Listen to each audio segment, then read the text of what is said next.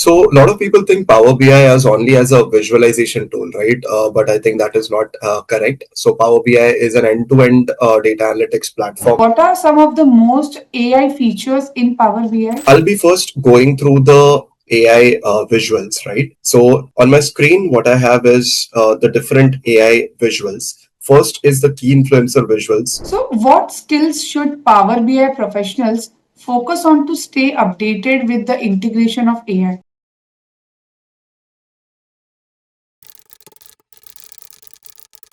Hi Deepak, welcome to FuturePath Global. Hi Bhavna, thanks for having me. So, to begin with, Deepak, first I would request you to just brief about yourself, your background for our audience to understand. Sure. So myself, Deepak Bhattacharya, I have about 10 years of experience into data analytics. And for the past 3 years, I'm working on Power BI projects as an architect. And currently, I'm working with Tiger Analytics as an architect. Thank you, Deepak, for your introduction. Could you just briefly describe what Power BI is and how it has evolved as a data analytic tool over the years? Sure. So a lot of people think Power BI as only as a visualization tool, right? But I think that is not correct. So Power BI is an end-to-end data analytics platform, we can say, as of now, along with its new offering Fabric. It has the tight integration of not only data ingestion, engineering, transformation, and it combines with visualization on the Power BI side. Even if we use just Power BI as a standalone tool, we will still be able to do a lot of data ingestion and transformation within Power BI itself. So it is used as an end-to-end tool. All right. So, what are some of the most AI features in Power BI? We have different types of visuals. These are AI powered visuals. First is the decomposition tree. In decomposition tree, we have the AI powered feature where it will be able to get the top or bottom of any given metric. The other is a key influencer visual. This is again an AI powered visual, which will help us to get what is driving a particular result, right? So if there is a revenue, what drives the increase in revenue or what drives the decrease in revenue, right? There is another feature called as smart narrative visual. What this can do is instead of having, like, let's say a dashboard will have 10 pages, right? And we are asked to create like an executive summary in one page. We can use this smart narrative visual and it will give us the top three insights from the entire dashboard. So that is really helpful.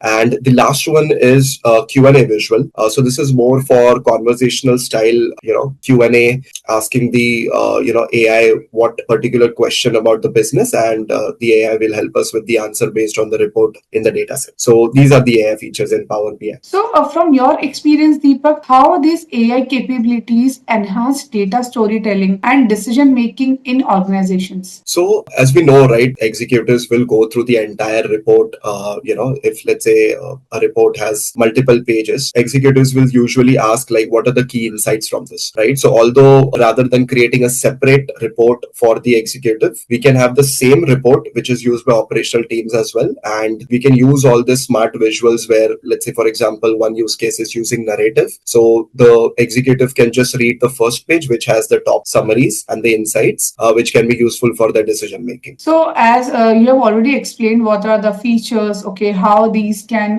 enhance, okay. So, I would request for our audience, could you please give us a quick walkthrough of these features and how can these be used? Sure. So, I'll be quickly sharing my screen. So, I'll be first going through the AI visuals, right? So, on my screen, what I have is the different AI visuals. First is the key influencer visuals, which I talked about.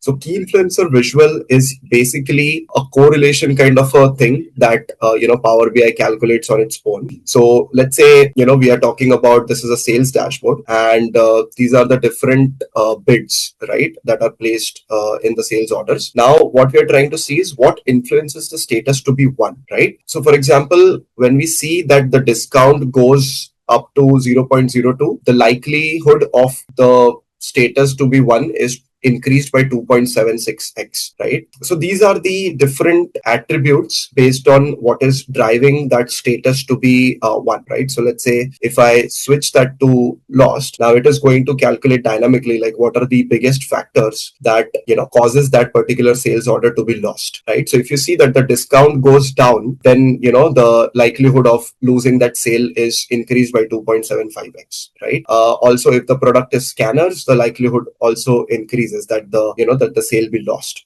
So this is one of the examples which we can use to analyze what are the driving factors of a particular categorical variable like status, or let's say a revenue increase or decrease, right? The second AI visual is the decomposition tree, right? So let's say if we want to analyze the total sales by different categories, right? The AI will automatically understand what needs to be the correct split, right? So we can see the categories, the top categories, the software, followed by computers. If we click on the plus icon there, we will be able to, break it down with the highest value, right? So after the category, it directly switched to product, right? So this was not something that was defined by the developer. This is something that the AI is automatically doing, right? So once we click on the low value, it will directly go to the next column.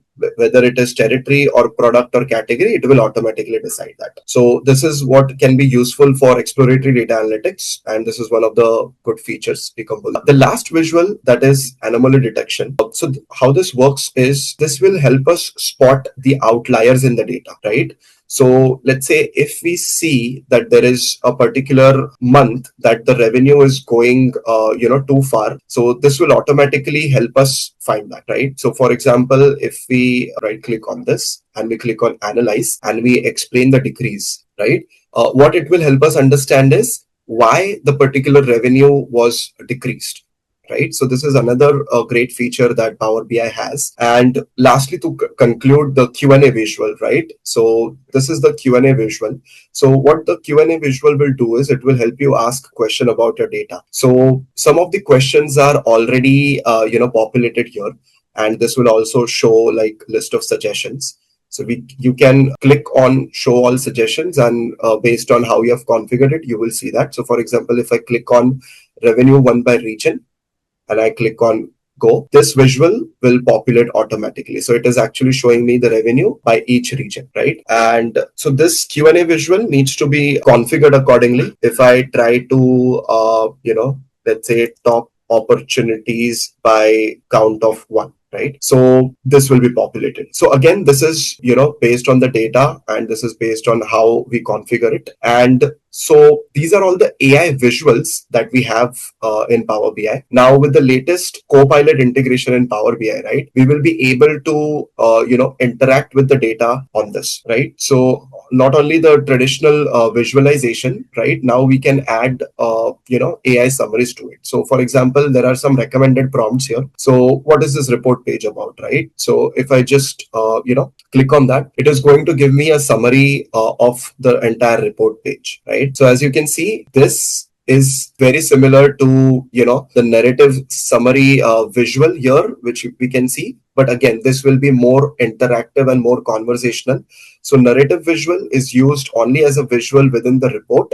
But when we integrate Copilot, this changes the game and it takes it to the another level, right? So we can try something like, understanding the data and, let's say when we talked about the decision making, right? So the executive will be asking only one key question, like what should I do about this insight, right? What is the action item for me, right? So let's go with some of those inbuilt questions, right? Is there anything critical and I should follow up on this report? So let's see what the AI needs to say, right? So what it is saying that no anomalies were detected, and there was an overall downtrend. So this is something which might be a little concerning. So this decline we may want to further investigate, right? So these are the some of the AI powered insights that Copilot can help us give. And not only apart from just generating a summary or doing some exploratory analysis on the data, it can actually answer custom questions by it, right? So for example, if I want to ask a question like give me the top product with highest sales, so it not only understands a custom question, natural language like this, but also it already understands the data, and it even eases us out further by giving you a list of questions in advance so that you don't even have to type, right? So it shows that Design App has the highest sales revenue among all the products, right? So we can actually double check this using our visual as well, that indeed Design App is actually the highest product here, right? All right. So thank you so much, Deepak. You showed the features of AI, okay, how this can be used. So my next question will be, can you show us an example of how Power BI Copilot or the Q&A feature helps create a report or generate insights using natural language? Sure. So we earlier saw what the Q&A visual is capable of, right? So in my screen right now, I have the Q&A visual, which is prompting us to ask a question about the data, right? So let's say if I do that, once I click on that particular prompt, it will generate the results accordingly, right? Let's say if I want to do something similar, and this time I want more flexibility in terms of the results, right? So you can always check out the Copilot integration, which is way more powerful than the Q&A visual itself. So if you, when you have connected to Copilot, you will also be having this prompt guide, right? So let's say you want to have like an executive summary, so you can always click on that and generate an executive summary from that, right? So prompt guide is really helpful in terms of slicing and dicing the data, and rather than you knowing what the data should do, you can actually rely on Copilot that will actually give you the results, right? So this is what Copilot can do. Great. So thank you so much for showing to the audience. I'm sure it will be helpful for them. So let's continue. So my next question would be, how can business users or analysts begin exploring these AI features effectively? So, firstly, the Power BI developers can use more of the AI visuals, which we just saw in the demo. The next extended use case will be that the organizations can permit the Copilot integration. A lot of organizations will be a little hesitant due to the cost reasons, but still the first step will be to use more of AI visuals, which the end users can interact with in the Power BI reports. And the best use case would be that if organizations permit the Copilot integration, then business users can actually use natural language and interact with the semantic models and the reports. So, what skills should Power BI professionals focus on to stay updated with the integration of AI? So, as a Power BI developer, right, I think the most effort will now shift from developing and designing visuals into training the semantic model to be AI ready.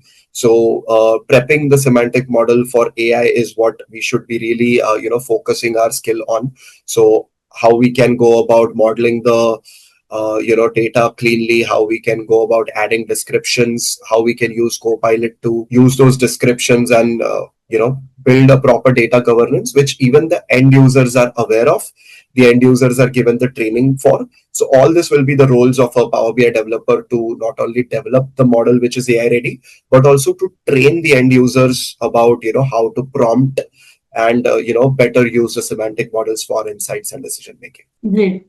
Thank you so much, Deepak. My next question would be, where do you see Power BI heading in the next few years with AI? So, more into automation, predictive modeling, or some deeper integration with Microsoft AI ecosystem? Definitely, I think deeper integration with Microsoft ecosystem, because we know after the launch of Fabric, right, Power BI has been even better in terms of the way we can manage the semantic models. We can have Fabric scripts that will have some more advanced functionalities that can trigger advanced refreshes.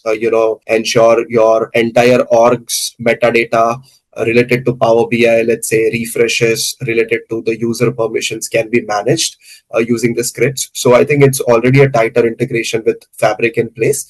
And going forward, I think, as I already mentioned, the semantics, right? It will be the key, because for effective prompts, you need the semantic model to be prepped, and the end users should be aware about how to prompt the semantic model. So I think prepping the data for semantic modeling and the integration with the other Fabric technologies to for the enterprise level solution will be the key. That will be helpful, Deepak. So, finally, if you want to summarize in one line, so is Power BI truly AI ready? If yes, then why? I would definitely say that Power BI is AI ready. However, I would like to add a caution that all the results of the AI should be cross checked, and AI is prone to make errors.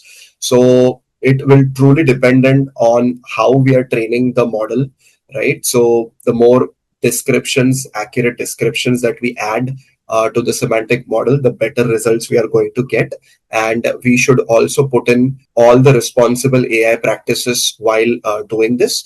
and we should make all these trainings very accessible to the end users, so that the end users are the main stakeholders that will be using this, and they will be providing the feedback, and using this feedback we can continuously enhance it. So in a nutshell, yes, Power BI is AI ready, and it's not just one time execution task that will get us the results, but it is like a continuous operation that needs to be utilized. Thank you, Deepak. So before we wrap up, I just came to the last question. Okay. So if you could give a piece of advice to professionals who is exploring Power BI today, so what it would be? So I think no matter how much AI has developed, right, still we would like to go back and to the basics and understand the basics of DAX, the basics of Power BI architecture, what is going on in the back end, right? The basics of what visual should I use when. Looking at the data, exploratory data analytics, I don't think so that skills, will simply be taken away. Although AI makes really easy for us to just make sense out of the data and help us understand like what visuals should be used when, but I still think that the basics of DAX, visualization and data exploration still needs to be there. That was a valuable discussion. Thank you so much, Deepak, for sharing your experience and perspective on how AI is transforming Power BI. So, thank you once again for joining us on FuturePath Global. Thank you for your time. Thank you. Thank you once again for joining us on FuturePath Global. If you enjoyed this conversation, make sure to follow this series for more insights and real world perspectives from experts shaping the future of business and data. If you are inspired to start your own Power BI journey, explore our Power BI certification training at Techcanvass, designed to help you turn data into powerful insights. Until next time, I am Bhavna and this is FuturePath Global. Stay curious, stay inspired.